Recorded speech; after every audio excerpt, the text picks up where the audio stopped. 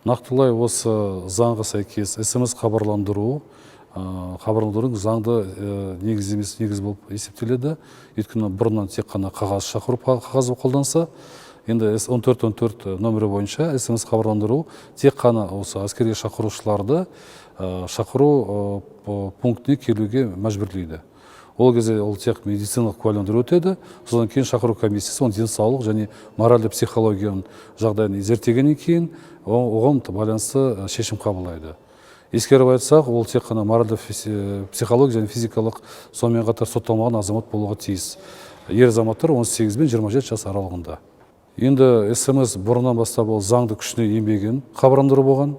Тек қана осы электрондық түрде ескертіп азаматтарды келу бойынша ақпарат болып есептелетін.